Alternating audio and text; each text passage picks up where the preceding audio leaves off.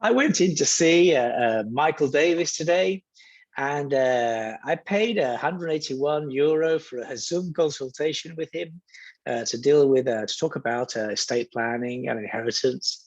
And I thought he was going to give me a really complex and sophisticated explanation of how to save inheritance tax in Spain.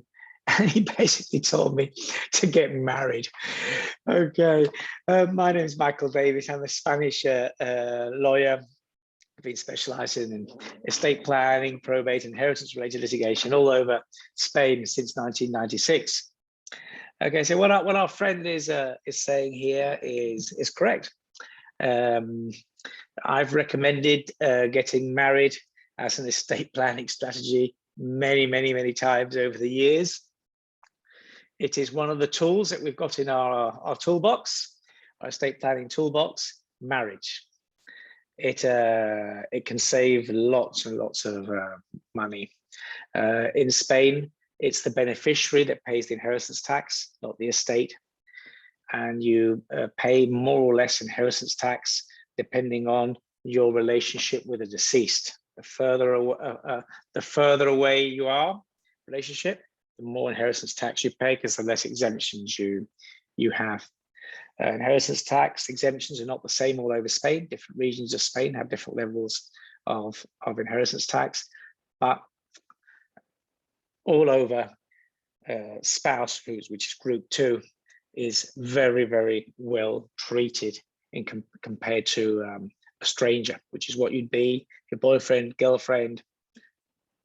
As far as the Spanish tax system, you're a stranger. You can actually sort of sign up to certain common law spouse lists, etc. But the best thing is to get married.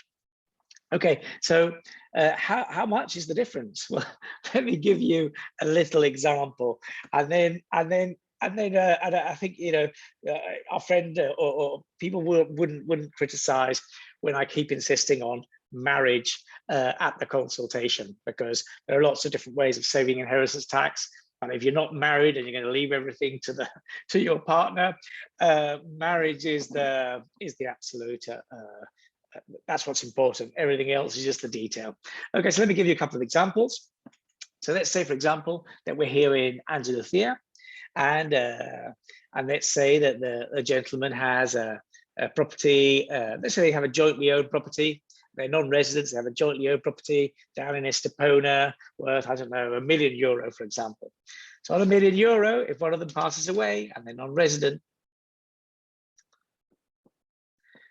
if they are married, the spouse will pay no inheritance tax at all.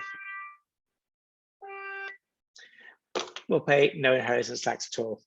Well, if they are not married, the inheritance tax is quite high. So let me just quickly explain what the inheritance tax would be for a group 4 beneficiary, which would be the case if you didn't get married. So on €500,000, we're talking about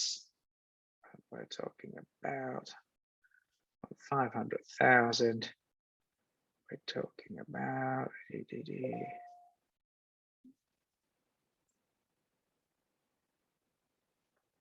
we'll be talking about €220,000 tax. In other words, almost half. So the difference in Andalusia, do what Michael Davies, do what your lawyer says during the consultation, and get married.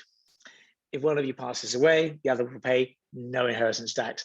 Don't get married, and you'll pay if you jointly own a €1 million villa and one of you passed away, the surviving spouse is going to pay €220,000.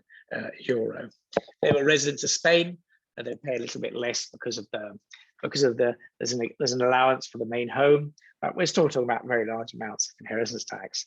And as we go to higher value properties, it gets much worse because it's a sliding scale what we apply to the tax scale. So yes, I charged our friend €181 for a Zoom consultation to deal with estate planning. We went through a lot of sophisticated ways of saving inheritance tax, but 80% of the time I did just keep telling them to get married because that really was the key to everything.